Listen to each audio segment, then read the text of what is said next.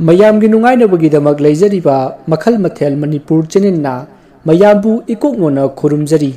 ꯉꯁꯤꯁꯨ ꯃꯌꯥꯝꯒꯤ ꯅꯨꯡꯉꯥꯏꯅꯕꯒꯤꯗꯃꯛ ꯃꯃꯥꯡꯗ ꯇꯥꯍꯟꯖꯈꯤꯕ ꯃꯅꯤꯄꯨꯔꯤ ꯍꯔꯥ ꯁ꯭ꯇꯣꯔꯤ ꯐꯠꯇ꯭ꯔꯕ ꯊꯋꯥꯏ ꯍꯥꯏꯔꯤꯕ ꯋꯥꯔꯤ ꯑꯗꯨꯒꯤ ꯑꯅꯤꯁꯨꯕ ꯇꯥꯡꯀꯛ ꯄꯨꯗꯨꯅ ꯂꯥꯛꯆꯔꯤ ꯃꯃꯥꯡꯒꯤ ꯇꯥꯡꯀꯛꯇ ꯃꯌꯥꯝꯅ ꯇꯥꯕꯤꯈ꯭ꯔꯦ ꯆꯥꯎꯔꯕ ꯌꯨꯝ ꯑꯃꯗ ꯖꯦꯛꯅ ꯃꯥꯒꯤ ꯃꯃꯥ ꯃꯄꯥꯒ ꯈꯟꯅꯗꯨꯅ ꯂꯩꯈꯤꯕ ꯑꯃꯗꯤ ꯌꯨꯝ ꯑꯗꯨꯗ ꯑꯀꯤ ꯑꯀꯤꯕ ꯊꯧꯗꯣꯛ ꯀꯌꯥ ꯊꯣꯔꯛꯄꯗꯒꯤ ꯃꯗꯨ ꯈꯪꯗꯣꯛꯅꯅꯕ ꯑꯃꯗꯤ ꯐꯅꯅꯕꯒꯤꯗꯃꯛ ꯖꯦꯛꯅ ꯂꯤꯌꯥꯟꯕꯨ ꯀꯧꯗꯨꯅ ꯌꯦꯡꯍꯟꯕꯗ ꯇꯝꯊꯤꯔꯕ ꯊꯧꯗꯣꯛ ꯀꯌꯥ ꯊꯣꯛꯄꯒꯤ ꯂꯤꯌꯥꯟ ꯒ꯭ꯌꯥꯟ ꯃꯥꯡꯗꯨꯅ ꯃꯥꯒꯤ ꯗ꯭ꯔꯥꯏꯚꯔꯅ ꯄꯨꯈꯤꯕ ꯑꯗꯨꯒ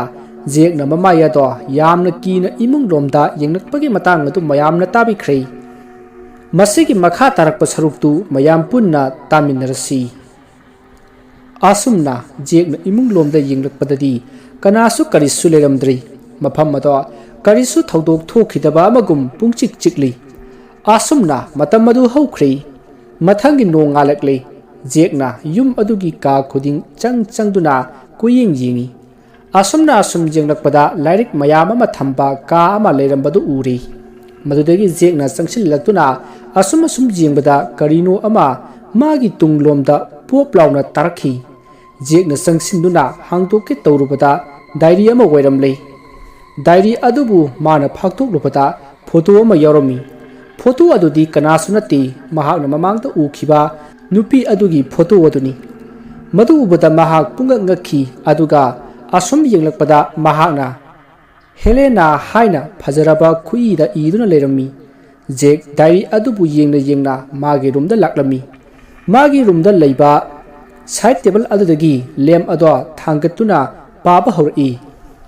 ꯅꯨꯃꯤꯠꯅ ꯆꯤꯡꯌꯥꯗꯒꯤ ꯇꯞꯅ ꯌꯥꯝꯅ ꯏꯪꯅ ꯃꯤꯡꯂꯕ ꯃꯉꯥꯜ ꯑꯃꯒ ꯂꯣꯏꯅꯅ ꯊꯣꯔꯛꯂꯤ ꯑꯁꯪꯕ ꯅꯥꯄꯤꯁꯤꯡꯅ ꯂꯝꯕꯤ ꯃꯆꯥ ꯑꯗꯨꯒꯤ ꯅꯥꯛ ꯌꯦꯠꯇ ꯏꯁꯪ ꯁꯪꯅ ꯍꯧꯔꯤ ꯌꯦꯡꯕꯗ ꯑꯁꯨꯛꯀꯤ ꯃꯇꯤꯛ ꯄꯨꯛꯅꯤꯡ ꯍꯨꯅꯤꯡꯉꯥꯏ ꯑꯣꯏꯔꯕ ꯃꯐꯝꯅꯤ ꯅꯨꯄꯤ ꯃꯆꯥ ꯑꯃ ꯁꯥꯏꯀꯜ ꯑꯃꯗ ꯕꯥꯁꯀꯦꯠꯇ ꯂꯥꯏꯔꯤꯛ ꯈꯔ ꯍꯥꯞꯇꯨꯅ ꯅꯨꯡꯉꯥꯏꯔꯕ ꯋꯥꯈꯜ ꯑꯃꯗ ꯊꯧꯗꯨꯅ ꯂꯥꯛꯂꯤ ꯃꯥꯂꯪꯕꯅ ꯂꯤꯔꯤ ꯂꯤꯔꯤ ꯍꯨꯝꯗꯨꯅ ꯅꯨꯖꯥꯒꯤ ꯖꯣꯏꯔꯤ ꯇꯥꯔꯤꯕ ꯁꯝꯂꯥꯡ ꯑꯗꯨꯕꯨ ꯍꯨꯝꯗꯨꯅ ꯃꯥꯏꯊꯣꯡꯗ ꯇꯥꯍꯜꯂꯤ ꯀꯣꯏꯔꯥꯎꯅꯕ ꯃꯤꯁꯅꯥ ꯑꯗꯨꯅ ꯁꯝꯂꯥꯡ ꯃꯔꯨꯝꯗꯒꯤ ꯀꯨꯐꯦꯠ ꯀꯥꯐꯦꯠ ꯌꯦꯡꯗꯨꯅ ꯌꯥꯇꯣꯟ ꯈꯔ ꯎꯠꯇꯨꯅ ꯅꯣꯛꯂꯒ ꯁꯝꯂꯥꯡ ꯑꯗꯨꯕꯨ ꯍꯥꯏꯒꯠꯆꯅꯅꯕ ꯍꯣꯠꯅꯖꯔꯤ ꯏꯟꯈꯠꯂꯛꯄ ꯅꯨꯄꯤ ꯃꯆꯥ ꯑꯃ ꯑꯣꯏꯕꯒꯤ ꯑꯁꯨꯛꯀꯤ ꯃꯇꯤꯛ ꯐꯖꯩ ꯑꯎꯕ ꯈꯨꯗꯤꯡꯃꯛꯁꯨ ꯁꯨꯝꯍꯠꯄ ꯉꯝꯃꯤ ꯃꯍꯥꯛ ꯑꯗꯨꯗꯤ ꯀꯅꯥꯁꯨ ꯅꯠꯇꯦ ꯍꯦꯂꯦꯅꯥꯅꯤ ꯃꯇꯝ ꯑꯃꯒꯤ ꯂꯟꯗꯟꯒꯤ ꯄꯩꯁꯥ ꯄꯥꯏꯕꯗ ꯃꯃꯤꯡ ꯆꯠꯂꯕ ꯄ꯭ꯔꯤꯊꯤꯕꯤ ꯔꯥꯖꯀꯤ ꯃꯆꯥꯅꯨꯄꯤ ꯑꯇꯣꯝꯕꯤꯅꯤ ꯌꯨꯝ ꯌꯧꯔꯛꯂꯕ ꯃꯇꯝꯗ ꯃꯆꯦꯅ ꯃꯥꯒꯤꯗꯃꯛ ꯁꯪꯒꯣꯝ ꯁꯦꯝꯗꯨꯅ ꯂꯩꯔꯝꯃꯤ ꯍꯦꯂꯦꯅꯥ ꯆꯪꯂꯛꯇꯨꯅ ꯃꯆꯦꯅ ꯁꯦꯝꯂꯤꯕ ꯁꯪꯒꯣꯝ ꯑꯗꯣ ꯂꯧꯔꯒ ꯂꯥꯏꯔꯤꯛꯇꯣ ꯁꯣꯐꯥꯗ ꯂꯪꯁꯤꯜꯂꯝꯂꯒ ꯃꯄꯥꯕꯨꯡꯕꯨ ꯀꯗꯥꯏꯗ ꯂꯩꯒꯦ ꯍꯥꯏꯗꯨꯅ ꯀꯧꯗꯨꯅ ꯆꯠꯈ꯭ꯔꯦ ꯑꯁꯨꯝꯅ ꯊꯤꯔꯛꯄꯗ ꯀꯥ ꯑꯃꯗ ꯂꯩꯔꯝꯃꯤ ꯃꯗꯨꯗ ꯃꯥꯒꯤ ꯃꯄꯥ ꯄ꯭ꯔꯤꯊꯤꯕꯤ ꯔꯥꯖꯅ ꯍꯥꯏ ꯗꯥꯔꯂꯤꯡ ꯑꯁꯤ ꯍꯥꯏꯔꯒ ꯃꯆꯥꯕꯨ ꯀꯣꯟꯕꯤ ꯑꯗꯨꯒ ꯂꯦꯡꯒꯣꯟꯅꯔꯒ ꯏꯁꯇꯤꯌꯥꯔꯗꯒꯤ ꯀꯨꯝꯊꯔꯛꯂꯤ ꯇꯥꯟꯖꯥ ꯑꯗꯨꯗ ꯃꯃꯥꯅ ꯃꯌꯥꯝ ꯆꯥꯛ ꯆꯥꯕ ꯃꯇꯝ ꯌꯧꯔꯦ ꯂꯥꯛꯅꯔꯣ ꯑꯁꯨꯝꯅ ꯃꯃꯥꯅ ꯊꯣꯡ ꯊꯥꯛꯂꯤꯕ ꯑꯗꯨ ꯍꯦꯂꯦꯅꯥꯒꯤ ꯃꯆꯦ ꯕꯦꯂꯤꯅ ꯃꯇꯦꯡ ꯄꯥꯡꯂꯤ ꯍꯦꯂꯦꯅꯥ ꯑꯃꯗꯤ ꯃꯄꯥꯗꯣ ꯐꯝꯊꯗꯨꯅ ꯂꯟꯆ ꯑꯗꯣ ꯆꯥꯕ ꯍꯧꯏ ꯑꯁꯨꯝꯅ ꯆꯥꯛ ꯆꯥꯔꯤꯉꯩꯗ ꯍꯦꯂꯦꯅꯥꯒꯤ ꯃꯄꯥ ꯄ꯭ꯔꯤꯊꯤꯕꯤ ꯔꯥꯖꯅ ꯍꯥꯏ ꯍꯦꯂꯦꯟ ꯅꯪꯒꯤ ꯑꯣꯖꯥ ꯍꯣꯝ ꯇ꯭ꯌꯨꯇꯔ ꯑꯃ ꯗꯦꯠꯅ ꯍꯥꯏꯔꯧꯅꯔꯕꯅꯤ ꯍꯌꯦꯡꯗꯒꯤ ꯂꯥꯛꯂꯅꯤ ꯍꯥꯏꯕꯅꯤꯀꯣ ꯍꯦꯂꯦꯅꯥ ꯈꯔ ꯇꯟꯅ ꯑꯁ ꯇꯧꯗ꯭ꯔꯕꯁꯨ ꯌꯥꯔꯕꯗꯨꯕꯨ ꯑꯩ ꯑꯗꯨꯝ ꯄꯥꯖꯔꯒ ꯌꯥꯔꯕꯗꯨꯕꯨ ꯃꯗꯨꯗ ꯃꯃꯥꯅ ꯈꯔ ꯁꯥꯎꯔꯞ ꯍꯥꯏ ꯀꯔꯤꯒꯤ ꯌꯥꯕꯅꯣ ꯍꯦꯂꯦꯅꯥ ꯀꯤꯅ ꯇꯨꯃꯤꯟꯅ ꯆꯥꯔꯤ ꯑꯗꯨꯕꯨ ꯃꯆꯤꯟꯗꯗꯤ ꯃꯨꯔꯨꯝ ꯁꯣꯜꯂꯤ ꯃꯆꯦ ꯕꯤꯂꯤꯅ ꯑꯩꯈꯣꯏꯒꯤ ꯍꯦꯂꯦꯅꯥꯁꯦ ꯃꯆꯤꯟ ꯌꯥꯝꯅ ꯇꯨꯝꯃꯤꯀꯣ ꯑꯁꯤ ꯍꯥꯏꯔꯒ ꯃꯌꯥꯝꯗꯣ ꯄꯨꯟꯅ ꯅꯣꯛꯃꯤꯟꯅꯩ ꯂꯟꯆ ꯂꯣꯏꯔꯕ ꯃꯇꯨꯡ ꯃꯆꯦꯒ ꯄꯨꯟꯅ ꯆꯦꯟ ꯆꯣꯡꯗꯨꯅ ꯆꯥꯎꯔꯕ ꯌꯨꯝ ꯑꯗꯨꯒꯤ ꯁꯨꯃꯥꯡ ꯑꯗꯨꯗ ꯁꯥꯟꯅꯔꯤ ꯃꯆꯦꯅ ꯅꯪꯕꯨ ꯍꯌꯦꯡꯗꯤ ꯇꯨꯏꯁꯟ ꯍꯧꯔꯅꯤ ꯍꯥꯏꯗꯥꯏꯅꯦ ꯀꯔꯤꯅꯣ ꯈꯔ ꯂꯥꯏꯔꯤꯛꯇꯣ ꯄꯥꯁꯤꯜꯂꯨꯕ ꯌꯥꯗ꯭ꯔꯣ ꯂꯥꯛꯀꯗꯧꯔꯤꯕ ꯑꯣꯖꯥꯗꯣ ꯌꯥꯝꯅ ꯍꯩꯕ ꯑꯣꯖꯥꯅꯤ ꯍꯥꯏꯕꯅꯤꯀꯣ ꯅꯪ ꯍꯌꯦꯡ ꯉꯥꯡꯖꯅꯤ ꯃꯗꯨꯗ ꯍꯦꯂꯦꯅꯥ ꯑꯃꯨꯛ ꯑꯩꯒꯤ ꯑꯍꯩꯕꯁꯤ ꯎꯕꯗ ꯃꯥ ꯑꯣꯏꯅ ꯏꯀꯥꯏꯗꯣꯏꯅꯤ ꯑꯁꯤ ꯍꯥꯏꯔꯒ ꯄꯨꯟꯅ ꯅꯣꯛꯃꯤꯟꯅꯩ ꯑꯁꯨꯝꯅ ꯅꯨꯃꯤꯠ ꯑꯗꯨꯃ ꯍꯧꯈ꯭ꯔꯦ ꯃꯊꯪꯒꯤ ꯅꯨꯃꯤꯠꯀꯤ ꯅꯨꯡꯊꯤꯜꯅꯤ ꯃꯇꯝ ꯑꯁꯤꯗ ꯒꯦꯠ ꯂꯣꯝꯗꯒꯤ ꯃꯤ ꯋꯥꯡ ꯆꯥꯎꯕ ꯌꯥꯝꯅ ꯁꯥꯊꯤꯕ ꯃꯥꯟꯕ ꯅꯨꯄꯥ ꯑꯃ ꯀꯣꯠ ꯁꯨꯠ ꯇꯥꯏ ꯇꯧꯗꯨꯅ ꯆꯪꯂꯛꯂꯝꯃꯤ ꯑꯗꯨꯒ ꯑꯪꯀꯜ ꯍꯥꯏꯗꯨꯅ ꯀꯧꯔꯛꯏ ꯑꯁꯨꯝꯅ ꯑꯪꯀꯜ ꯍꯥꯏꯅ ꯑꯅꯤꯔꯛ ꯑꯍꯨꯝꯂꯛ ꯀꯧꯔꯛꯄ ꯑꯗꯨꯗ ꯏꯃꯨꯡꯗꯒꯤ ꯍꯦꯂꯦꯟꯒꯤ ꯃꯃꯥ ꯑꯗꯣ ꯊꯣꯔꯛꯇꯨꯅ ꯑꯣꯖꯥ ꯂꯥꯛꯄꯤꯔꯦꯗꯅ ꯉꯁꯥꯏꯗꯒꯤ ꯂꯥꯛꯄ ꯉꯥꯏꯖꯔꯝꯂꯤꯕꯅꯤ ꯏꯃꯨꯡꯗ ꯆꯪꯁꯤ ꯑꯁꯤ ꯍꯥꯏꯗꯨꯅ ꯄꯨꯁꯤꯜꯂꯛꯇꯨꯅ ꯁꯣꯐꯥ ꯑꯃꯗ ꯐꯝꯊꯍꯜꯂꯝꯃꯤ ꯃꯍꯥꯛ ꯍꯦꯂꯦꯅꯥꯒꯤ ꯍꯣꯝ ꯇ꯭ꯌꯨꯇꯔ ꯑꯣꯏꯅꯅꯕ ꯄ꯭ꯔꯤꯊꯤꯕꯤꯔꯥꯖꯅ ꯍꯥꯏꯔꯨꯔꯤꯕ ꯑꯣꯖꯥ ꯑꯗꯨꯅꯤ ꯃꯍꯥꯛ ꯉꯁꯤꯗꯒꯤ ꯇ꯭ꯌꯨꯁꯟ ꯍꯧꯅꯕꯒꯤꯗꯃꯛꯇ ꯍꯦꯂꯦꯅꯥꯒꯤ ꯌꯨꯝꯗ ꯂꯥꯛꯂꯤꯕꯅꯤ ꯃꯗꯨꯗꯒꯤ ꯍꯦꯂꯦꯅꯥꯒꯤ ꯃꯃꯥꯅ ꯍꯦꯂꯦꯅꯥꯒꯤ ꯂꯥꯏꯔꯤꯛ ꯄꯥꯐꯝ ꯀꯥ ꯑꯗꯨꯗ ꯑꯣꯖꯥ ꯄꯤꯇꯔꯕꯨ ꯄꯨꯁꯤꯟꯗꯨꯅ ꯆꯪꯂꯛꯂꯤ ꯑꯗꯨꯒ ꯑꯁꯨꯝꯅ ꯋꯥꯔꯤ ꯍꯧꯔꯛꯏ ꯏꯕꯨꯡꯉꯣ ꯑꯉꯥꯡꯁꯤꯡ ꯆꯥꯒ ꯁꯦꯝꯍꯜꯂꯛꯈꯤꯒꯦ ꯍꯦꯂꯦꯅꯥꯁꯨ ꯊꯣꯔꯛꯂꯅꯤ ꯉꯥꯏꯍꯥꯛ ꯉꯥꯏꯔꯣꯀꯣ ꯄꯤꯇꯔꯅ ꯌꯥꯔꯅꯤ ꯑꯟꯇꯤ ꯃꯗꯨꯗ ꯍꯦꯂꯦꯟꯒꯤ ꯃꯃꯥꯅ ꯀꯔꯤꯒꯤ ꯌꯥꯕꯅꯣ ꯉꯥꯏꯍꯥꯛ ꯈꯛꯇꯅꯤ ꯐꯝꯂꯝꯃꯨꯁꯦ ꯊꯨꯅ ꯁꯦꯝꯍꯜꯂꯛꯀꯦ ꯑꯁꯨꯝꯅ ꯍꯥꯏꯔꯝꯂꯒ ꯆꯪꯈꯤ ꯄꯤꯇꯔꯁꯨ ꯐꯝꯗꯨꯅ ꯍꯦꯂꯦꯅꯥꯕꯨ ꯊꯣꯔꯛꯄ ꯉꯥꯏꯔꯤ ꯍꯦꯂꯦꯅꯥ ꯌꯥꯝꯅ ꯇꯟꯅ ꯆꯪꯂꯛꯇꯨꯅ ꯂꯥꯏꯔꯤꯛ ꯑꯗꯣ ꯇꯦꯕꯜꯗ ꯊꯝꯃꯤ ꯇꯥꯟꯖꯥ ꯑꯗꯨꯗ ꯄ꯭ꯔꯤꯊꯤꯕꯤꯔꯥꯖꯁꯨ ꯆꯪꯂꯛꯏ ꯑꯗꯨꯒ ꯑꯣꯖꯥ ꯀꯌꯥꯝ ꯀꯨꯏꯔꯦ ꯂꯥꯛꯄꯤꯕ ꯄꯤꯇꯔꯅ ꯀꯨꯏꯗ꯭ꯔꯤ ꯑꯪꯀꯜ ꯂꯥꯛꯄꯗ ꯉꯥꯏꯖꯔꯤ ꯄ꯭ꯔꯤꯊꯤꯕꯤꯔꯥꯖꯅ ꯑꯉꯥꯡꯁꯤ ꯃꯉꯥꯎ ꯌꯥꯝꯅ ꯊꯤꯕꯅꯤ ꯑꯣꯖꯥꯅ ꯈꯔ ꯆꯦꯛꯁꯤꯟꯅ ꯇꯧꯕꯤꯌꯨꯀꯣ ꯄꯤꯇꯔꯅ ꯑꯪꯀꯜ ꯍꯧꯖꯤꯛꯇꯤ ꯑꯗꯨꯒ ꯑꯝꯇ ꯌꯥꯔꯣꯏꯗꯕꯅꯤꯗ ꯑꯁꯤ ꯍꯥꯏꯗꯨꯅ ꯍꯦꯂꯦꯅꯥꯗ ꯑꯣꯟꯁꯤꯜꯂꯒ ꯍꯥꯏꯔꯛꯏ ꯂꯥꯏꯔꯤꯛ ꯇꯝꯒꯦ ꯍꯥꯏꯔꯕꯗꯤ ꯀꯦꯁꯟꯅꯕ ꯈꯔ ꯇꯣꯛꯄ ꯇꯥꯕꯅꯤꯀꯣ ꯍꯦꯂꯦꯅꯥꯅ ꯍꯣꯏ ꯁꯥꯔ ꯄ꯭ꯔꯤꯊꯤꯕꯤꯔꯥꯖꯅ ꯑꯗꯨꯗꯤ ꯍꯧꯅꯕ ꯇꯧꯕꯤꯍꯧꯔꯣ ꯑꯣꯖꯥ ꯑꯩ ꯑꯃꯨꯛ ꯊꯣꯛꯂꯨꯈꯤꯒꯦ ꯑꯁꯨꯝꯅ ꯍꯥꯏꯔꯝꯂꯒ ꯃꯄꯥꯟꯂꯣꯝꯗ ꯊꯣꯛꯈꯤ ꯍꯦꯂꯦꯅꯥꯒꯤ ꯃꯃꯥꯅ ꯆꯥ ꯀꯞ ꯑꯃ ꯄꯨꯗꯨꯅ ꯆꯪꯂꯛꯏ ꯑꯣꯖꯥ ꯆꯥꯁꯤ ꯄꯥꯏꯕꯤꯌꯨ ꯄꯤꯇꯔꯅ ꯌꯥꯔꯅꯤ ꯏꯗꯣꯝꯆꯥ ꯍꯦꯛꯇ ꯊꯝꯕꯤꯌꯨ ꯃꯃꯥ ꯑꯗꯨꯁꯨ ꯆꯥ ꯑꯗꯨ ꯄꯤꯔꯝꯂꯒ ꯊꯣꯛꯈ꯭ꯔꯦ ꯄꯤꯇꯔꯅ ꯆꯥ ꯑꯗꯨ ꯊꯛꯅ ꯊꯛꯅ ꯑꯔꯣꯟꯕ ꯃꯤꯠꯌꯦꯡ ꯑꯃꯗ ꯍꯦꯂꯦꯅꯥꯕꯨ ꯀꯣꯛꯇꯒꯤ ꯇꯣꯟ ꯐꯥꯎꯕ ꯃꯃꯤꯠ ꯀꯨꯞꯇꯅ ꯌꯦꯡꯂꯤ ꯍꯦꯂꯦꯅꯥꯅ ꯁꯥꯔ ꯁꯤ ꯀꯃꯥꯏ ꯇꯧꯗꯣꯏꯅꯣ ꯄꯤꯇꯔ ꯋꯥꯈꯜ ꯑꯃꯗ ꯂꯩꯔꯝꯕꯗꯒꯤ ꯍꯦꯂꯦꯅꯥꯅ ꯀꯧꯔꯛꯄꯗꯨꯗ ꯃꯁꯥ ꯑꯗꯣ ꯏꯐꯤꯡ ꯑꯐꯥꯏ ꯑꯣꯏꯅ ꯀꯔꯥꯏ ꯑꯣ ꯁꯤꯖꯤꯔꯥ ꯑꯁꯤ ꯍꯥꯏꯔꯒ ꯍꯦꯂꯦꯅꯥꯒꯤ ꯃꯁꯥ ꯅꯛꯁꯤꯜꯂꯒ ꯁꯤꯅ ꯁꯤꯗ ꯌꯦꯜꯂꯒ ꯃꯈꯥꯒꯤꯗꯨꯅ ꯄꯨꯔꯤꯒꯗꯕ ꯌꯥꯔꯗ꯭ꯔꯥ ꯍꯦꯂꯦꯅꯥꯅ ꯌꯥꯔꯅꯤ ꯁꯥꯔ ꯄꯤꯇꯔꯅ ꯐꯔꯦ ꯉꯁꯤꯒꯤꯗꯤ ꯂꯣꯏꯁꯤꯜꯂꯁꯤ ꯑꯍꯥꯟꯕ ꯂꯥꯛꯄꯅꯤꯅ ꯀꯣ ꯑꯗꯨꯅ ꯍꯌꯦꯡ ꯑꯃꯨꯛ ꯐꯖꯅ ꯇꯧꯔꯁꯤ ꯍꯦꯂꯦꯅꯥꯅ ꯐꯅꯤ ꯁꯥꯔ ꯄꯤꯇꯔ ꯊꯣꯛꯂꯛꯄꯗꯨ ꯎꯕꯗ ꯄ꯭ꯔꯤꯊꯤꯕꯤꯔꯥꯖꯅ ꯑꯣꯖꯥ ꯂꯣꯏꯕꯤꯔꯕ꯭ꯔꯥ ꯍꯥꯏꯅ ꯍꯪꯂꯛꯏ ꯃꯗꯨꯗ ꯄꯤꯇꯔꯁꯨ ꯍꯥꯏꯐꯦꯠ ꯅꯣꯛꯂꯒ ꯉꯁꯤꯒꯤꯗꯤ ꯂꯣꯏꯖꯔꯦ ꯑꯪꯀꯜ ꯍꯥꯏꯅ ꯈꯨꯝꯃꯤ ꯃꯗꯨꯗꯒꯤ ꯄ꯭ꯔꯤꯊꯤꯕꯤꯔꯥꯖꯅ ꯂꯥꯎꯅꯦ ꯁꯤꯗ ꯉꯥꯏꯍꯥꯛ ꯐꯝꯃꯨ ꯋꯥꯔꯤ ꯁꯥꯈꯤꯁꯤꯅꯦ ꯑꯁꯤ ꯍꯥꯏꯅ ꯀꯧꯁꯤꯜꯂꯝꯃꯤ ꯃꯗꯨꯗꯒꯤ ꯄꯤꯇꯔꯁꯨ ꯄ꯭ꯔꯤꯊꯤꯕꯤꯔꯥꯖꯅ ꯐꯝꯂꯤꯕ ꯇꯦꯕꯜ ꯑꯗꯨꯒꯤ ꯃꯅꯥꯛꯇ ꯐꯝꯊꯩ ꯑꯗꯨꯒ ꯋꯥꯔꯤ ꯍꯧꯔꯛꯏ ꯑꯪꯀꯜ ꯍꯧꯖꯤꯛꯁꯤꯕꯨ ꯀꯔꯝ ꯄꯥꯜꯕꯤꯔꯤꯒꯦ ꯄ꯭ꯔꯤꯊꯤꯕꯤꯔꯥꯖꯅ ꯀꯩꯗꯧꯔꯨꯅꯤ ꯄꯪꯂꯩ ꯂꯩꯔꯤꯕ ꯍꯥꯏꯗꯨꯅꯤꯗꯅ ꯄꯤꯇꯔꯅ ꯑꯪꯀꯜ ꯊꯕꯛꯀꯥꯗꯤ ꯀꯌꯥ ꯏꯆꯠ ꯆꯠꯇ꯭ꯔꯕꯣ ꯄ꯭ꯔꯤꯊꯤꯕꯤꯔꯥꯖꯅ ꯆꯠꯇ꯭ꯔꯦ ꯑꯍꯜ ꯑꯣꯏꯁꯤꯜꯂꯛꯄꯁꯤꯗ ꯑꯁꯨꯝ ꯑꯉꯥꯡꯁꯤꯗ ꯁꯤꯟꯅꯊꯣꯛꯑꯒ ꯃꯔꯛ ꯃꯔꯛꯇ ꯑꯃꯨꯛꯇꯤ ꯆꯠꯂꯤ ꯃꯗꯨꯗ ꯄꯤꯇꯔꯅ ꯍꯣꯏꯗ ꯑꯪꯀꯜ ꯑꯍꯜ ꯑꯣꯏꯁꯤꯜꯂꯛꯑꯕꯅꯤꯅ ꯆꯠꯇꯕꯅ ꯐꯔꯦꯗ ꯌꯨꯝꯗ ꯅꯨꯡꯉꯥꯏꯅ ꯄꯣꯊꯥꯔꯒ ꯂꯩꯕꯤꯔꯣ ꯑꯪꯀꯜꯒꯤ ꯂꯟ ꯊꯨꯝ ꯃꯌꯥꯝꯁꯤꯕꯨ ꯀꯅꯥꯅ ꯆꯥꯕꯗ ꯂꯣꯏꯕ ꯉꯝꯗꯣꯏꯅꯣ ꯑꯁꯤ ꯍꯥꯏꯔꯒ ꯃꯈꯣꯏ ꯑꯅꯤꯃꯛ ꯅꯣꯛꯃꯤꯟꯅꯔꯤ ꯇꯥꯟꯖꯥ ꯑꯗꯨꯗ ꯈꯪꯍꯧꯗꯅ ꯌꯨꯝꯂꯣꯝꯗꯒꯤ ꯕꯦꯂꯤꯅ ꯄꯥꯕꯨꯡ ꯑꯪꯀꯜ ꯂꯝꯀꯨꯒꯤ ꯐꯣꯟ ꯂꯥꯛꯑꯦ ꯍꯥꯏꯗꯨꯅ ꯀꯧꯔꯛꯏ ꯄ꯭ꯔꯤꯊꯤꯕꯤꯔꯥꯖꯅ ꯑꯣ ꯂꯥꯛꯑꯦ ꯑꯣꯖꯥ ꯉꯥꯏꯍꯥꯛ ꯐꯝꯕꯤꯍꯧꯈꯨꯒꯣ ꯃꯗꯨꯗ ꯄꯤꯇꯔꯅ ꯐꯅꯤ ꯐꯅꯤ ꯑꯪꯀꯜ ꯃꯁꯤꯗꯒꯤ ꯄ꯭ꯔꯤꯊꯤꯕꯤꯔꯥꯖ ꯑꯗꯣ ꯌꯨꯝꯂꯣꯝꯗ ꯆꯪꯈꯤ ꯄꯤꯇꯔꯅ ꯑꯈꯥꯕ ꯃꯤꯅꯨꯛ ꯑꯃꯒ ꯂꯣꯏꯅꯅ ꯄ꯭ꯔꯤꯊꯤꯕꯤꯔꯥꯖꯄꯨ ꯌꯦꯡꯗꯨꯅ ꯂꯩꯍꯧꯏ ꯑꯗꯨꯒ ꯏꯁꯤꯡ ꯆꯥꯏꯗꯨꯅ ꯂꯩꯔꯝꯂꯤꯕ ꯃꯤꯑꯣꯏ ꯑꯃꯗ ꯄꯤꯇꯔꯅ ꯑꯪꯀꯜ ꯊꯣꯔꯛꯂꯒ ꯑꯩ ꯆꯠꯈ꯭ꯔꯦ ꯍꯥꯏꯅ ꯈꯔ ꯍꯥꯏꯕꯤꯌꯨ ꯍꯥꯏꯔꯝꯂꯒ ꯒꯦꯠꯂꯣꯝꯗ ꯊꯣꯔꯛꯂꯝꯃꯤ ꯅꯨꯡꯇꯤꯒꯤ ꯂꯦꯞꯇꯅ ꯁꯨꯝ ꯆꯥꯡ ꯅꯥꯏꯅ ꯇ꯭ꯌꯨꯁꯟ ꯑꯗꯨꯃꯛ ꯇꯧꯔꯤ ꯄꯤꯇꯔꯁꯨ ꯃꯥꯒꯤ ꯐꯠꯇ꯭ꯔꯕ ꯋꯥꯈꯜꯗꯣ ꯍꯦꯟꯅ ꯃꯄꯥꯡꯒꯜ ꯀꯟꯈꯠꯂꯛꯂꯤ ꯃꯔꯝ ꯑꯗꯨꯅ ꯃꯍꯥꯛꯀꯤ ꯈꯨꯗꯣꯡꯆꯥꯒꯗꯕ ꯇꯥꯟꯖꯥ ꯑꯃ ꯌꯦꯡꯗꯨꯅ ꯂꯩꯔꯤ ꯅꯣꯡꯃ ꯍꯦꯂꯦꯅꯥꯒꯤ ꯏꯃꯨꯡ ꯃꯅꯨꯡ ꯄꯨꯝꯕ ꯍꯣꯇꯦꯜ ꯑꯃ ꯁꯪꯒꯥꯕꯒꯤ ꯏꯟꯚꯥꯏꯠ ꯂꯥꯛꯂꯝꯃꯤ ꯑꯗꯨꯕꯨ ꯍꯦꯂꯦꯅꯥꯗꯤ ꯃꯥꯒꯤ ꯁ꯭ꯀꯨꯜꯒꯤ ꯑꯦꯛꯖꯥꯝ ꯅꯛꯁꯤꯜꯂꯛꯄꯅ ꯇ꯭ꯌꯨꯁꯟ ꯑꯗꯣ ꯑꯗꯨꯃꯛ ꯇꯧꯗꯨꯅ ꯂꯩꯍꯧꯅꯕ ꯍꯥꯏꯔꯝꯃꯤ ꯍꯦꯂꯦꯅꯥ ꯃꯊ꯭ꯋꯥꯏ ꯏꯅꯨꯡ ꯅꯨꯡꯉꯥꯏꯇꯅ ꯂꯩꯍꯧꯕ ꯇꯥꯔꯝꯃꯤ ꯑꯁꯨꯝꯅ ꯃꯈꯣꯏꯁꯨ ꯂꯣꯏꯁꯤꯟꯕ ꯂꯣꯏꯗꯨꯅ ꯊꯣꯔꯛꯄꯗ ꯑꯣꯖꯥ ꯄꯤꯇꯔꯁꯨ ꯇ꯭ꯌꯨꯁꯟꯒꯤꯗꯃꯛꯇ ꯂꯥꯛꯄꯗꯣ ꯊꯦꯡꯅꯔꯤ ꯃꯗꯨꯗ ꯄꯤꯇꯔꯅ ꯑꯪꯀꯜ ꯀꯗꯥꯏꯗ ꯆꯠꯄꯤꯒꯗꯧꯔꯤꯕꯅꯣ ꯄ꯭ꯔꯤꯊꯤꯕꯤꯔꯥꯖꯅ ꯍꯣꯇꯦꯜ ꯑꯃ ꯁꯪꯒꯥꯕꯒꯤ ꯆꯥꯛ ꯇꯧꯕꯅꯤꯅꯦ ꯍꯦꯂꯦꯟꯁꯨ ꯂꯩꯍꯧꯔꯤꯕꯅꯤ ꯑꯦꯛꯖꯥꯝꯁꯨ ꯀꯨꯏꯗ꯭ꯔꯦ ꯑꯗꯨꯅ ꯑꯣꯖꯥꯅ ꯈꯔ ꯐꯖꯅ ꯍꯣꯠꯅꯕꯤꯗꯕ ꯌꯥꯗꯦꯀꯣ ꯄꯤꯇꯔꯅ ꯍꯣꯏ ꯑꯪꯀꯜ ꯑꯩꯁꯨ ꯑꯉꯝꯕ ꯊꯥꯛꯇ ꯍꯣꯠꯅꯖꯒꯦ ꯄ꯭ꯔꯤꯊꯤꯕꯤꯔꯥꯖꯅ ꯐꯔꯦ ꯑꯣꯖꯥ ꯑꯗꯨꯗꯤ ꯃꯇꯝꯁꯨ ꯊꯦꯡꯖꯤꯜꯂꯛꯂꯦ ꯑꯩꯈꯣꯏ ꯑꯃꯨꯛ ꯆꯠꯅꯅꯕ ꯇꯧꯔꯛꯈꯤꯒꯦ ꯑꯁꯤ ꯍꯥꯏꯗꯨꯅ ꯊꯣꯛꯈ꯭ꯔꯦ ꯃꯁꯤꯒꯤ ꯈꯨꯗꯣꯡꯆꯥꯕ ꯑꯁꯤ ꯌꯦꯡꯂꯒ ꯄꯤꯇꯔꯅ ꯃꯇꯝ ꯀꯨꯏꯅꯗꯒꯤ ꯅꯤꯡꯂꯛꯂꯤꯕ ꯐꯠꯇ꯭ꯔꯕ ꯋꯥꯈꯜ ꯑꯗꯨꯕꯨ ꯄꯥꯡꯊꯣꯛꯂꯒꯦ ꯍꯥꯏꯗꯨꯅ ꯆꯞ ꯌꯨꯡꯅ ꯂꯦꯞꯈ꯭ꯔꯦ ꯄꯤꯇꯔ ꯅꯣꯛꯐꯦꯠ ꯇꯧꯅ ꯃꯇꯝ ꯀꯨꯏꯅ ꯁꯥꯒꯠꯂꯛꯄ ꯋꯥꯈꯜ ꯑꯗꯣ ꯅꯤꯡꯕ ꯊꯨꯡꯕꯒꯤ ꯃꯃꯤ ꯑꯃ ꯎꯔꯛꯄꯗ harauri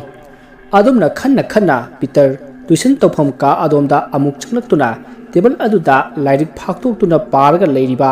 Helena da munna matin jotuna yinglaga Helena bu matau karamna khudum chansige khanba horaklei asomna wakhal tauna siar aduda phamlingaida waiter amana sarana ba amasung sa puduna changli table aduda cup ama waiter aduna sa ado hairi sa ado haiba lorba matung Peter na waiter adu bu thokhina ba hairami waiter adu su thimthadana adumak thokhirami masigi matung mamang da jekna gyan mangtuna leiringaida ukhiba thodok singado hojik jekna pariba diary aduda yauramlei maduda jekto mana mamang da ukhiba singado ningsinglaklei asomna ningsinglaba matung diary ado makha patharai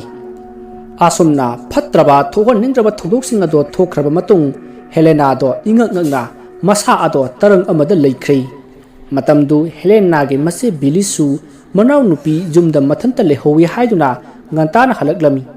Belina Helena bu kauduna changi Helen kaide lege nangbo asumna koikau kauri adubu khumlaktabadagi Belina magi larik tofam adomda changlaklami thongado hangge tawbada ngasai Peter na manungdagi lulamba aduna hangba yaramdi maruda Belina Helen kaidoroge se thongsa hango haina hanjin kaurami adubu tamalaktaba aduda mahak jingnaba langtaknaba mayam ama henjillaktuna kanna namkhaiduna sanganaba honari somdana Helena ado tawriba mu aduda taranga mada leirambadagi masina thong namkhaibagi makhol tarakpa aduda gyan lai mana gyan lakpaga magi manakta taduna Peter gi thawai yawdraba hakchang aduna leirambadu ubada khanglau lawi madu tabada mache bilisu thong ado namkhaiduna changlai Helena su khangboy lakpoi Peter gi asiba hakchang ado inthori adu kapi Helena na masigi manakta chensinduna kungtuna kapi masena tapna makuka nanthaduna Helen se da hayo mato krama tholibano kaisu khanganu se chichileli basidi ase haiduna Helen bu thimjin biraga wa hangli Helena su thokriba thodok mayamado amatta sithadana tamli maduda Belina pharese adudi nang wakhal pikthaba yadi hojik asiba hakchangsi mayamangda uthoktuna puthulurabadi pabongki ijata yamna sokani aduna hojik lona hakchang ase mafam karaidano amada langthobuna fagani marude Helena na makolni na chiche ai kyan tadre asi haraga kapli Belina Peter gi asiba hakchang adu bu jingli aduga Helen sipai rawni nangbo aduga aikhoi gi amanba guha du gi manungda thadakrasi asi haiduna kauri Helena su yamna kina changlaktuna machena haribo do tawri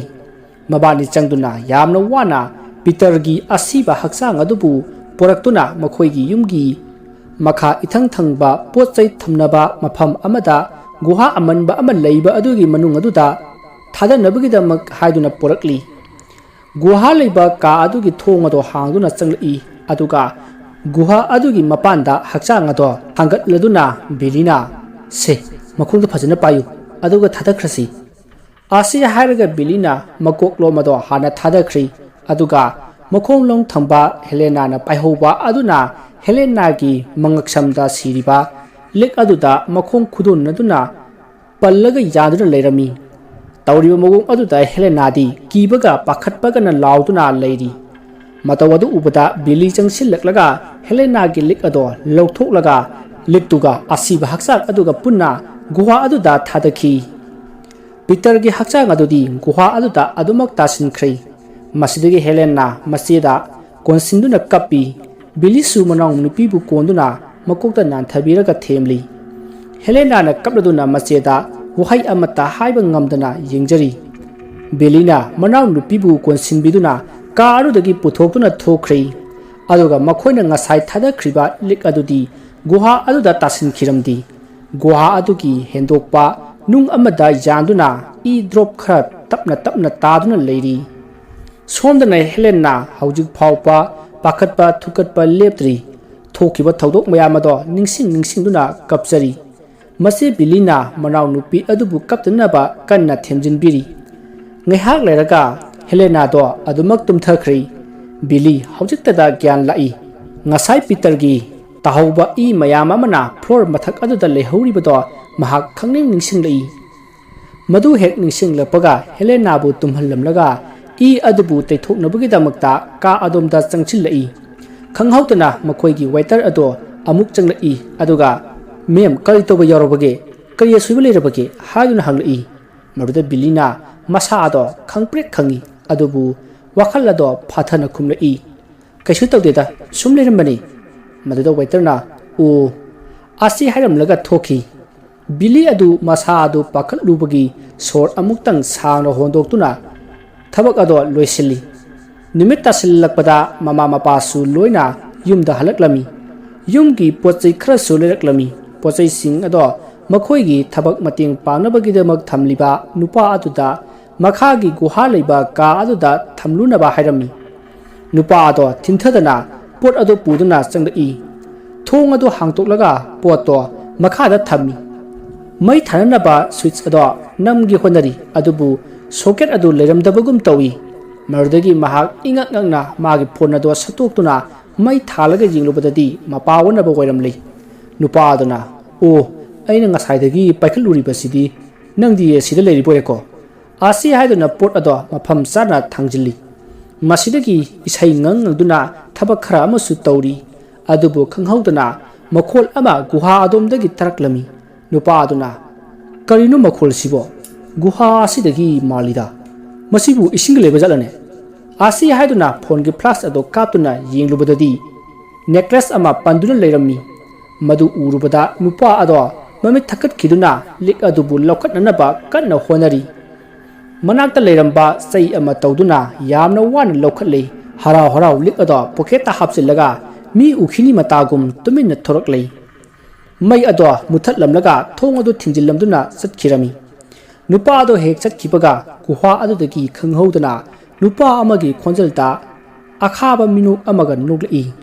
nupa aduna lik ado puduna laklaga yum adugi lairik thampham ka aduda sairaga leiriba lairik khara do loisili marudagi lairik sing adu asum loisilakpada mana yamna pamjaba lairik ama thingaraktuna table amada thamduna phamtharai ngasai ki lik adu su lokthokuna nakanda thamlaga lairik ado paba hawi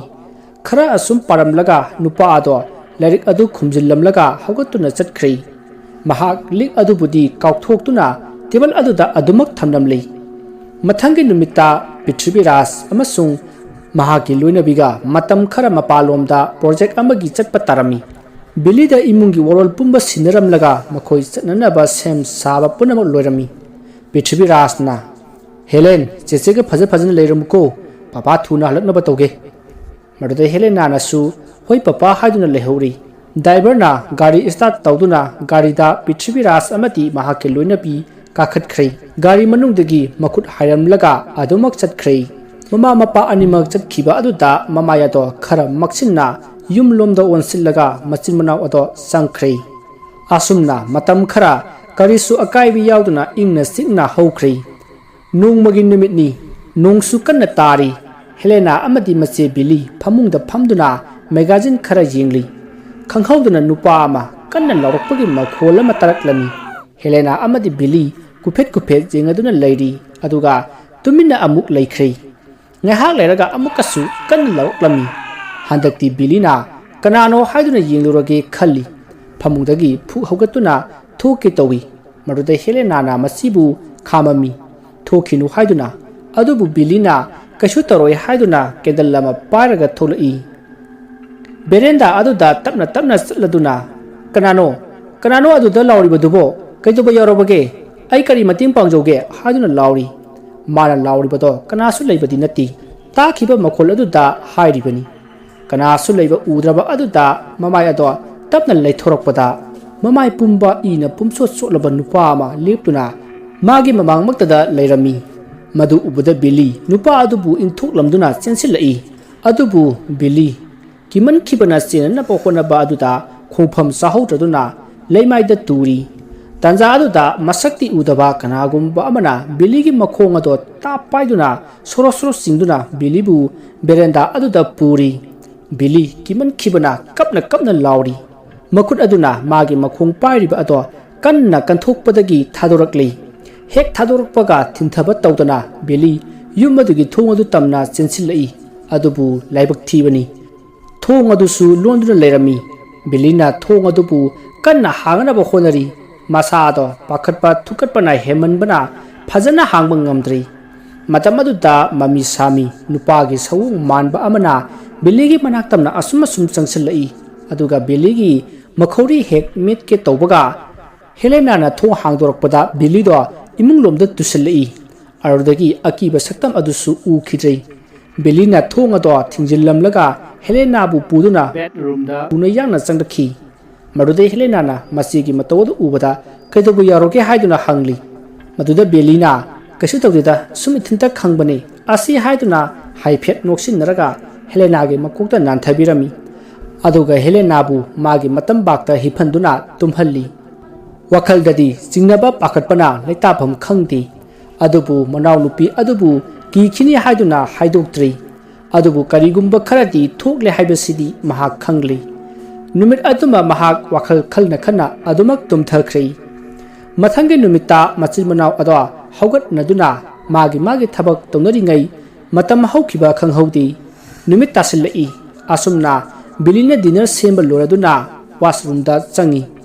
अदुगा तप्ते इसिंग थादुना मखुट हामलगा ममाय ममित ताथोकली अदुबु लोयबगा नोंखललकपदा मागी मतुंगदा मी अमा लेपदो मिंगसेल अदुदा उखी बेली पाखतुना फट ओंथोकतुना यिंगलुबददी कनासु लेरमदी बेली वखल अदु फाथना मागी ममिना पंगुदा उबो ओइरमगनी खंदोक्तुना तप अदुदा नोंथदुना लेरी तांजा अदुदा खंगहौदुना तुंगलोमदगी बिलीगे सयेंगदा ताप लाउना कनागुंबा अमना पाइरई बेली खंगप्रेक खंगना इमा हाइदुना लैथोकलुबा मतमददी हेलेनाना कैथोरगी से वाशरूम चंगमनिना चंखरगा सुंथोक थोलक्तबा अदुदा यिंबा लाक्लिनी कैथोरगी से हाइदुना हंगलई मदुदा बेलीना कैसु तौदेदा फरे दिना चारुसिलाओ बेली मसाददी चिंगनबा पोकली अदुना मनिंग हन्ना यिंगलदुना चटली असुमना महाकने हेक चटखिबगा मिंगसेल अदुदगी आमुबा अमा फट लाउना चोंगथोरई असुमना दिना चाबा लोदुना बेडरूमदा चंगलई ngeihak lairamaga mabani mak tumthakri ahing nungyai yoksilakpa michak miraw khol tadraba matam aduda bili masa ado koileng lengduna mikap khangthok thorai aduga longna phuk hawgatuna phamung aduda phamduna lei mamai ado non tharaga manaw nupina ningaidina tumliba ado yingladuna phajup ado khara singkhatlaga masu tumthake tawbada sonthangnana mi amana wangangbagi mawongda makhol ama tabagum tawi मखोल अदुना माबु कौबगुम तपना फमुंगदगी हौगलई यामना कीना तिंजोतुना मखुत मसागदो थक थक निकना subtly युमजा वदुगी मयाई मितिनफम ओरिबा का अदु हेक जौबगा phone अमा लाई बिली खंगप्रेक खंगी याम कीना अमति सिंगना phone अदो तपना पाइखली अदुबु करिसु ओइरमद्रै पृथ्वी राजना hello इबेमा नोइबु तुमलब्रो सा इसिंग दी चारब्रो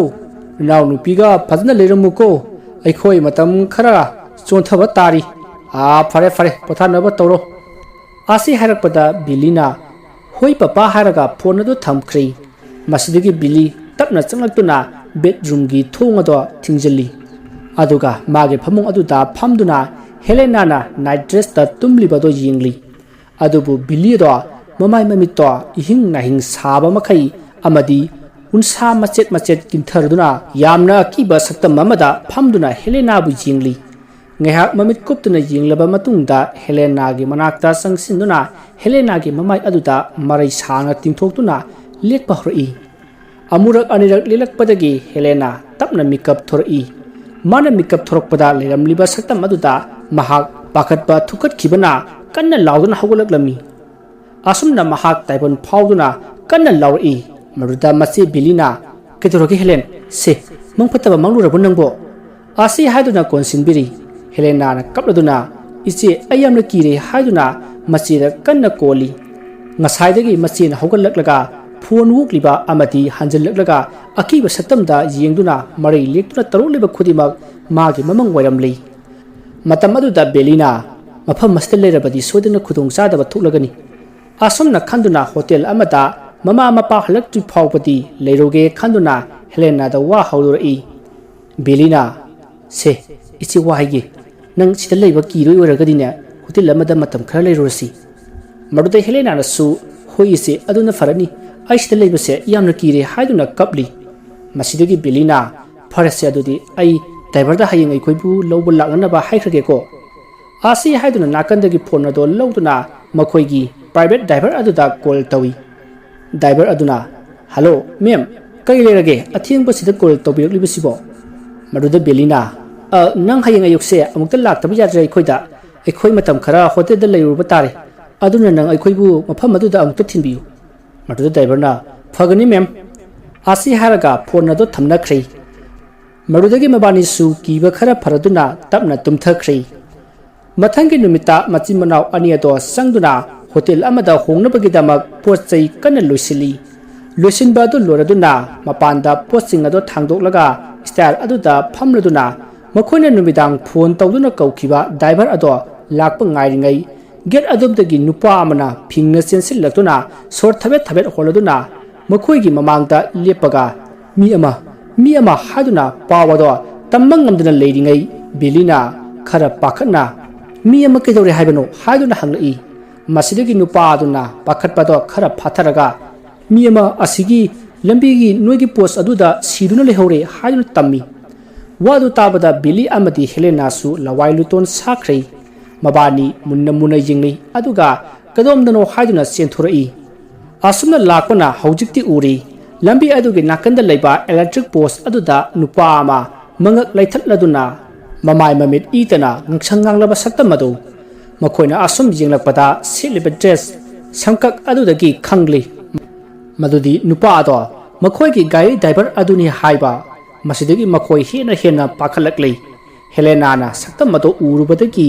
lauduna yumlomda amuk chensenki aduga yumda changduna sofa amada upsinduna hiplaga kanna kapli Beli su tapna sangsil laktuna wa amata ngangdana Helena ge manakta gyan manglaba awagum sap jungna phamthari aduga wakhal amada mangduna tumina laikhrei asumna leirambadagi Helena tumtharuraba malai tapna makeup thorai mamit adu tapna pangthoraklaga phamung adudagi mamit noraduna haugalai ngaihakti thokiba thodok ado ningsingludi aduna manakta masi leiba udabaduda koying jingi aduga masibu kauduna thiba hori Beli kitchen da ensang semduna leirami mahaksu sangsinduna thabak ado tawba yawsilli pung kharagi matungda dinner adu saba loraduna bedroom da ngasina kari amuk taruk kadaba khanbada ungduna leinari adubu Helena di mage phamungda adumak tumtharkhirami masa ado inam namsinbagum tawri mase Beli di tumthaba yadi manaw nupibu sangi nahan makai chatraba mallaba sauraba phanglang gari ado ngasiti pung baro sapsana taba aduda kanna ahing nongjai aduda dong haduna khonglaklami Beli su wakhal amada mangduna leirubana makhol adu tabada khangprek khangi ingangangna khalli karino ngahanga yadna leiraba gari asina ngasidi asi haiduna singnaba amada wakhal ado langtak nana leiringai tansa aduda line gi phone ama lakpadagi kanna khongrei Beli masa ado ipa phakana jingrubadadi mapa gi phone werami marudagi masa ado khara taptharaga phone ado paikhalli Belina hello papa na yamathuna yumstil lao aikhoi yumstil lebe yamna kire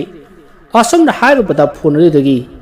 yamna tamthiba hainadaba khonthang naiba khonjelgi minu ama nukladuna ngasiri nangi namit sure haiduna khana noglai Beli yamna pakhatna phone ado phatkai Beli masa ado pakhatpana lori matam aduda mama ki makholda Beli ima bu amukta kallu Beli ima yamna ware haiduna sonthanana kori mama ge khonjal oiba aduda Beli afafata khanthadana senthorakli khonjal adubu tanari khonjal adusu mi amana singduna satkibagum tapna asumak lapki mikup kharagi tungda Helena ningaidana phamung aduda mathanta tumlingai aduda kanagumba amana magi masada soglakpagum phawdagi mikap khangthok thori Helena na lauduna phamung aduda masa ado tasilli sor thabet holaduna koying yingi aduga mamittagi mapi tana kappa hori ꯃꯗꯨꯗꯒꯤ ꯃꯍꯥꯛ ꯇꯞꯅ ꯍꯤꯞꯊꯅꯅꯕ ꯍꯣꯠꯅꯩ ꯃꯃꯥꯏ ꯑꯗꯣ ꯌꯦꯠꯂꯣꯝꯗ ꯑꯣꯜꯂꯒ ꯍꯤꯞꯂꯝꯕꯗꯒꯤ ꯑꯣꯏꯔꯣꯝꯗ ꯇꯞꯅ ꯑꯣꯜꯂꯛꯄꯗ ꯅꯥꯀꯟꯗ ꯃꯥꯒ ꯃꯃꯥꯏ ꯑꯣꯟꯁꯤꯟꯅꯗꯨꯅ ꯄꯤꯇꯔꯒꯤ ꯑꯁꯤꯕ ꯍꯛꯆꯥꯡ ꯑꯗꯣ ꯃꯃꯥꯏ ꯃꯃꯤꯠ ꯃꯆꯤ ꯐꯨꯠꯄꯗꯧꯅ ꯇꯧꯔꯒ ꯃꯉꯣꯟꯂꯣꯝꯗ ꯑꯣꯟꯁꯤꯜꯂꯒ ꯂꯩꯔꯝꯃꯤ ꯑꯗꯨꯒ ꯃꯃꯤꯠ ꯑꯗꯣ ꯐꯠ ꯉꯧꯔꯣꯛ ꯉꯧꯅ ꯄꯥꯡꯊꯣꯔꯛꯏ ꯍꯟꯗꯛꯇꯤ ꯍꯦꯂꯦꯟ ꯀꯤꯕ ꯍꯦꯃꯟꯕꯅ ꯀꯟꯅ ꯂꯥꯎꯔꯒ ꯐꯃꯨꯡ ꯑꯗꯨꯗꯒꯤ ꯇꯥꯔꯛꯇꯨꯅ ꯃꯆꯤꯕꯨ ꯀꯞꯂꯒ ꯀꯟꯅ ꯀꯧꯗꯨꯅ ꯃꯊꯣꯡ ꯃꯔꯝ ꯈꯪꯗꯅ ꯆꯦꯜꯂꯛꯏ ꯑꯗꯨꯒ ꯀꯥ ꯑꯃꯗ ꯆꯪꯗꯨꯅ ꯊꯣꯡ ꯑꯗꯣ ꯇꯞꯅ ꯂꯣꯟꯁꯤꯜꯂꯤ ꯑꯗꯨꯒ ꯇꯨꯡ ꯍꯟꯅ ꯇꯞꯅ ꯂꯥꯛꯄꯗ ꯗꯁꯕꯤꯟ ꯑꯃꯗ ꯊꯤꯡꯖꯤꯜꯂꯤ ꯃꯗꯨꯗꯒꯤ ꯃꯁꯥ ꯑꯗꯣ ꯈꯔꯒ ꯄꯥꯈꯠꯅ ꯂꯥꯛꯄꯒ ꯈꯪꯗꯨꯅ ꯐꯠ ꯂꯩꯁꯤꯜꯂꯛꯄꯗ ꯗꯁꯕꯤꯟ ꯑꯗꯨꯁꯨ ꯍꯩꯗꯣꯔꯛꯏ ꯃꯗꯨꯗꯒꯤ ꯍꯦꯂꯦꯅꯥꯅ ꯈꯔ ꯄꯥꯈꯠꯅ ꯗꯁꯕꯤꯟ ꯑꯗꯣ ꯂꯣꯏꯁꯤꯟꯅꯕ ꯍꯥꯏꯗꯨꯅ ꯃꯥꯅ ꯆꯪꯁꯤꯜꯂꯒ ꯇꯞꯅ ꯃꯈꯨꯝ ꯑꯗꯣ ꯂꯧꯊꯣꯛꯂꯨꯕꯗꯗꯤ ꯃꯆꯦ ꯕꯦꯂꯤꯒꯤ ꯑꯀꯛꯄ ꯃꯀꯣꯛ ꯑꯃ ꯊꯔꯣ ꯑꯣꯟꯊꯔꯛꯂꯒ ꯃꯉꯣꯟꯗ ꯌꯦꯡꯂꯗꯨꯅ ꯅꯣꯛꯐꯦꯠ ꯇꯧꯔꯛꯏ ꯃꯇꯧ ꯑꯗꯨ ꯎꯕꯗ ꯃꯍꯥꯛ ꯑꯃꯨꯛꯀꯁꯨ ꯍꯦꯟꯅ ꯄꯥꯈꯠꯈꯤꯗꯨꯅ ꯀꯣꯏꯂꯥꯎ ꯂꯥꯎꯗꯨꯅ ꯀꯥ ꯑꯗꯨꯗꯒꯤ ꯆꯦꯟꯊꯣꯔꯛꯄꯗ ꯍꯧꯖꯤꯛꯇꯤ ꯌꯨꯝ ꯑꯗꯨꯒꯤ ꯃꯌꯥꯏ ꯑꯣꯏꯔꯤꯕ ꯃꯤꯇꯤꯟꯐꯝ ꯀꯥ ꯑꯗꯨꯗ ꯂꯦꯞꯂꯔꯤ ꯃꯁꯥ ꯑꯗꯣ ꯀꯤꯕꯅ ꯄꯥꯈꯠꯄꯒ ꯂꯣꯏꯅꯅ ꯁꯣꯔ ꯊꯕꯦꯠ ꯍꯣꯟꯗꯨꯅ ꯑꯀꯣꯏꯕ ꯑꯗꯨꯗ ꯀꯔꯤ ꯑꯃꯨꯛ ꯇꯧꯔꯛꯀꯗꯧꯔꯤꯕꯖꯥꯠꯅꯣ ꯍꯥꯏꯗꯨꯅ ꯌꯦꯡꯂꯤꯉꯩ ꯃꯥꯒꯤ ꯂꯥꯏꯔꯤꯛ ꯄꯥꯐꯝ ꯀꯥ ꯑꯗꯣ ꯊꯣꯡ ꯍꯥꯡꯗꯣꯔꯛꯏ ꯃꯇꯧ ꯑꯗꯨ ꯎꯕꯗ ꯍꯦꯂꯦꯟꯅ ꯌꯥꯝꯅ ꯉꯛꯅ ꯇꯨꯃꯤꯟꯅ ꯌꯦꯡꯂꯤ ꯅꯨꯡꯁꯤꯠ ꯅꯨꯡꯁꯥ ꯆꯞ ꯂꯦꯞꯈ꯭ꯔꯦ ꯑꯗꯨꯒ ꯈꯪꯍꯧꯗꯅ ꯀꯅꯥꯒꯨꯝꯕ ꯑꯃꯅ ꯍꯦꯂꯦꯅꯥꯒꯤ ꯃꯈꯣꯡ ꯑꯗꯨ ꯄꯥꯏꯔꯗꯨꯅ ꯀꯥ ꯑꯗꯨꯗ ꯁꯣꯔꯣ ꯆꯤꯡꯁꯤꯟꯈ꯭ꯔꯦ ꯍꯦꯂꯦꯅꯥꯁꯨ ꯀꯟꯅ ꯀꯞꯇꯨꯅ ꯂꯥꯎꯔꯤ ꯑꯗꯨꯒ ꯄꯤꯇꯔꯒꯤ ꯊꯋꯥꯏ ꯑꯗꯨꯅ ꯀꯥ ꯑꯗꯨꯕꯨ ꯊꯣꯡ ꯂꯣꯟꯁꯤꯟꯈꯤ ꯑꯗꯨꯒ ꯀꯥ ꯑꯗꯨꯃꯛꯇꯗ ꯍꯦꯂꯦꯅꯥꯕꯨ ꯍꯥꯠꯇꯣꯛꯈꯤ ꯄꯤꯇꯔꯅ ꯑꯁꯨꯝꯅ ꯇꯧꯔꯤꯕꯒꯤ ꯃꯔꯝꯗꯤ ꯍꯦꯂꯦꯅꯥꯒꯤ ꯊꯋꯥꯏ ꯑꯗꯣ ꯃꯥꯒꯤ ꯑꯣꯏꯅꯕꯒꯤꯅꯤ ꯍꯤꯡꯂꯤꯉꯩꯗ ꯐꯪꯍꯧꯗ꯭ꯔꯕꯁꯨ ꯁꯤꯔꯕ ꯊꯋꯥꯏ ꯑꯣꯏꯔꯕ ꯀꯥꯟ ꯑꯁꯤꯗꯗꯤ ꯃꯥꯒꯤ ꯑꯣꯏꯒꯦ ꯈꯟꯕꯗꯒꯤꯅꯤ ꯑꯁꯨꯝꯅ ꯀꯥ ꯑꯗꯨꯗ ꯍꯦꯂꯦꯟꯒꯤ ꯊꯋꯥꯏ ꯑꯗꯨꯕꯨ ꯅꯨꯃꯤꯠ ꯈꯨꯗꯤꯡꯒꯤ ꯃꯍꯥꯛꯅ ꯑꯣꯠꯈꯤ ꯋꯥꯔꯤ ꯑꯁꯤꯒꯤ ꯑꯅꯤꯁꯨꯕ ꯇꯥꯡꯀꯛ ꯃꯇꯥꯡ ꯑꯁꯤꯗ ꯂꯣꯏꯖꯔꯤ ꯃꯊꯪꯒꯤ ꯇꯥꯡꯀꯛꯇ ꯀꯔꯤ ꯀꯝꯗꯧꯕꯒꯦ ꯍꯥꯏꯕꯗꯨ ꯃꯌꯥꯝ ꯄꯨꯟꯅ ꯉꯥꯏꯃꯤꯟꯅꯔꯁꯤ ꯑꯔꯣꯏꯕꯗ ꯃꯌꯥꯝꯕꯨ ꯑꯃꯨꯛꯀ ꯍꯟꯅ ꯏꯀꯣꯛꯅꯅ ꯈꯨꯔꯨꯝꯖꯔꯤ